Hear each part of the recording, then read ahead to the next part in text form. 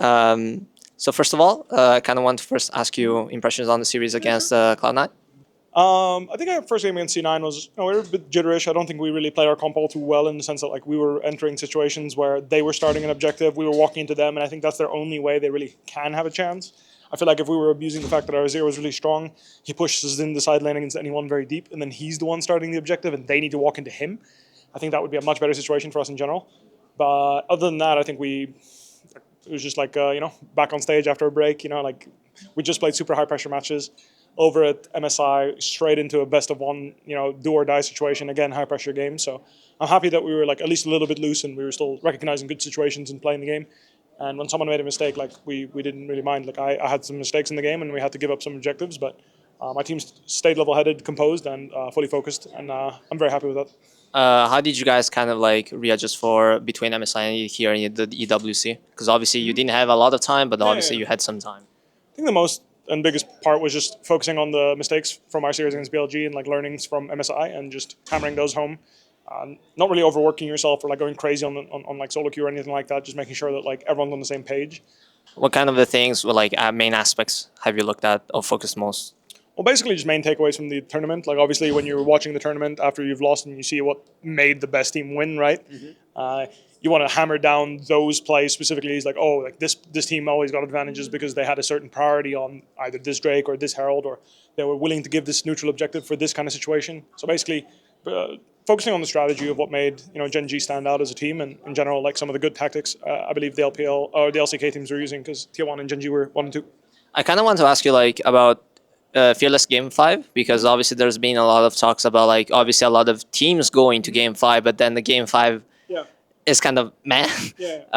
Is it actually a problem of being drafts being hard to do, or is it just like maybe just not being able to play those kind of drafts so consistently that really know how to then deal with them once the Game 5 shows up?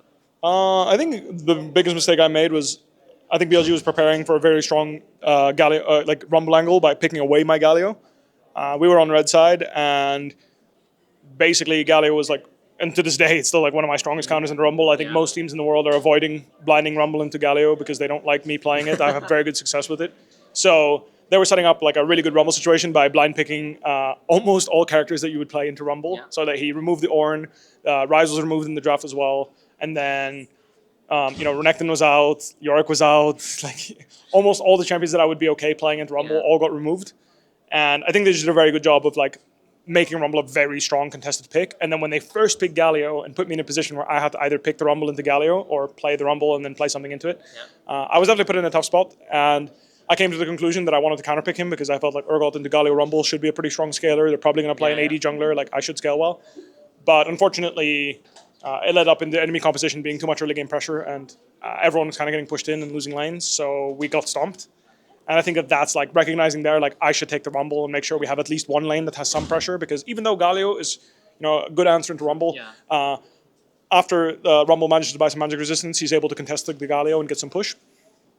So I think I would have been able to create some pressure for my team, and that's like one of the learnings that I took is like definitely when you're in Fearless, it's really important that you can secure in those game 5 some early game pressure, because it's very hard to find champions that are very strong, but simultaneously also contest those early game powerhouses. And I think that in a lot of game 5s, the reason why the games go so lopsided is because teams are too focused on trying to find scaling, and they kind of underestimate how powerful the early game champions are, and they misjudge basically the strength of the enemy team's early game draft. And this is what did us in as well.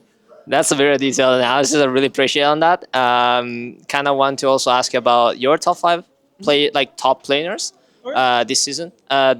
You can also rank them if you want to, and you just tell me your 5 names and why. I mean, I'd have to give obviously Genji's, Chovy, and Ruler 1 and 2. I think they're Oh, I meant top laners. Sorry. Oh, only top laners. Okay, I thought you meant in the world. In the world, top lane, Kiin's number 1 in my opinion. Okay. I would give number 2 to probably Flandre, and then Doran Bin. I think is very fair.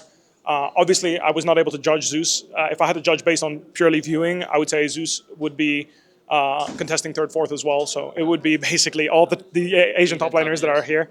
I'd say they're the strongest in the world right now, yeah. Would you be close to them? I can definitely take games off of them. I think I had a very strong showing against Bin. I think against Flandre, not so much. But I still think I can compete with them, and I'm definitely trying to make a case to be the number 6 in that slot. I don't think it would be unreasonable to put me there. You're facing G2 next. Obviously, you guys played against them at MSI. What do you think will the match look like? Honestly, it's a best of one, so anything can happen. Obviously, need to make sure that our priorities are straight. You know, it's straight up fearless. You know, in fearless, usually you can give away certain champions or whatever, and then even if you lose game 1, it's okay. Best of one, not the case. You're obviously just going in with your power pick straight up. FlyQuest has a really good habit of winning game 1, so it's pretty good for us actually. We'll see what they cook up, but I definitely think G2 hopefully got their shit together after getting absolutely owned. So I'm expecting more from them. I think it was a reality check getting 3-0 by us for sure. So I'm expecting their players to step up and play better. Last message to the fans? Thank you very much for supporting us, watching. I appreciate everyone. Take care. Thank you.